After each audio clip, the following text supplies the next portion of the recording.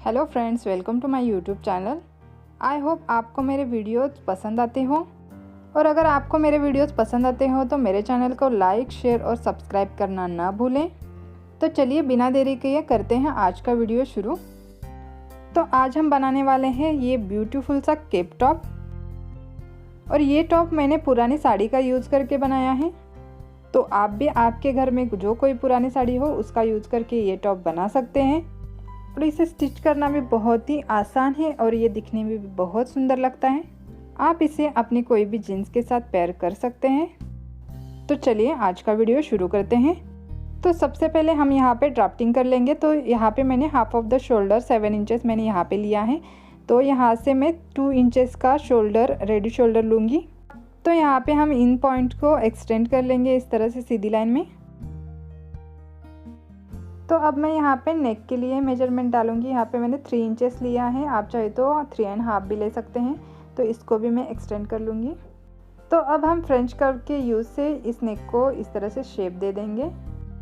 तो यहाँ पे हमें थोड़ी सी जगह छोड़ के यहाँ से सीधी लाइन लगानी है और इसे इस तरह से कट करना है इस शेप में। ये देखिए इस तरह से। तो अब हमारा ड्राफ्ट तो तैयार है। तो अब हम इसकी फैब्रिक पे कटिंग कर लेंगे।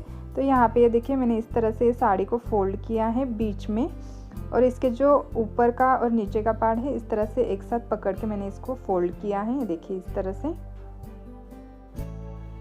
और इस ड्रेस को बनाने के लिए जो मेजरमेंट लगते हैं वो मैं डिस्क्रिप्शन बॉक्स में दे दूँगी, आप वहाँ पे जाके देखिए।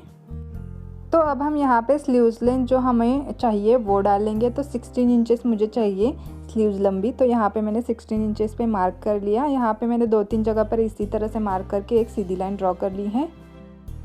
तो ये मेजरमेंट डालने के बाद हम 1/2 इंचेस का इस तरह से मार्क कर लेंगे पूरी जगह पे, मतलब ऊपर की ओर।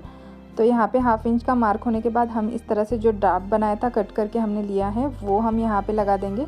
तो यहाँ पे इस तरह से इसे पिंस लगा ले तो ये सिक्योर हो जाएगा। तो अब हमें क्या करना है, यहाँ पर एक सीधी लाइन जो हमारा नेक है उस तरफ एक सीधी लाइन इस तरह से लगानी है और इसको इस तरह से फोल्ड करना है। तो हमारा बीच मतलब मिडल पॉइंट है वो हमें मिल जाएगा नेक के बीच का।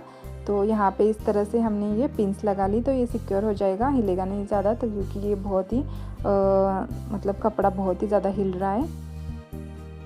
तो उसी तरह से मैंने यहाँ भी नीचे भी इस तरह से पिंस लगा ली।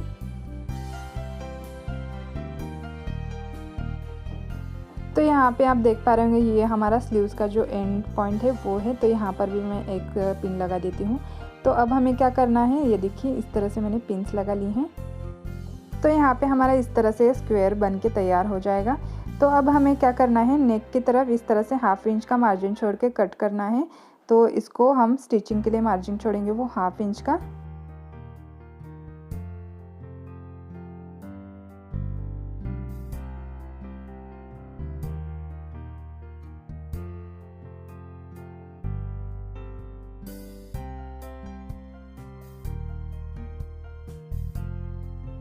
तो यहाँ पे हमने ये नेक के साइड की कटिंग कर ली है। तो अब हम ये साइड का जो स्लीव्स का एंड है वहाँ पे कट कर लेंगे। तो यहाँ पे हमें सीधा ही कट करना है। तो इस तरह से आप कट कर लीजिए।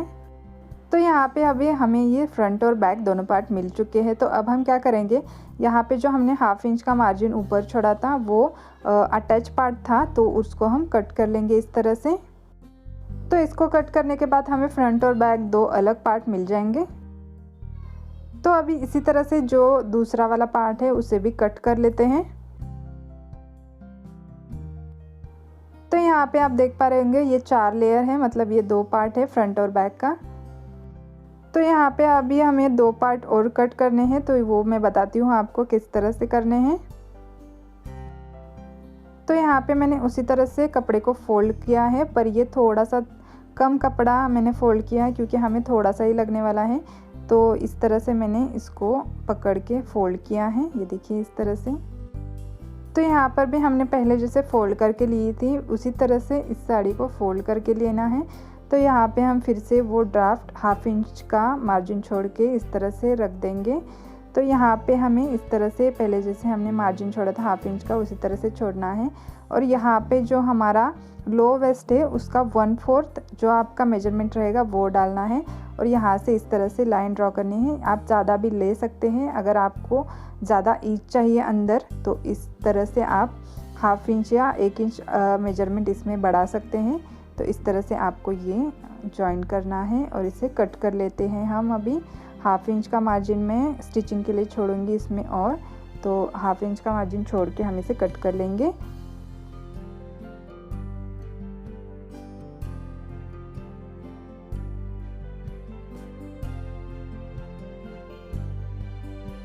तो यहाँ पर भी आपको उसी तरह से मार्जिन छोड़ना है, हाफ इंच जैसे हमने पहले छोड़ा था।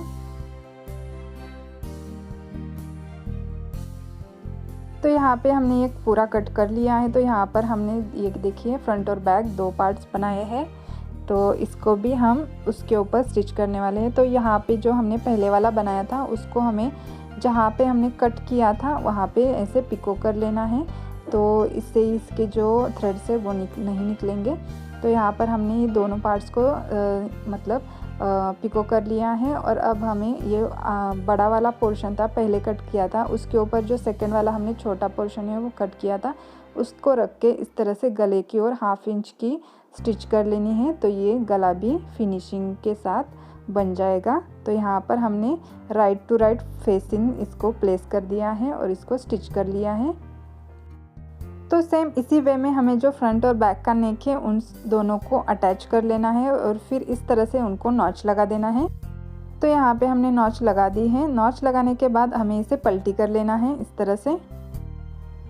दोनों पार्ट को आपको इसी तरह से करना है।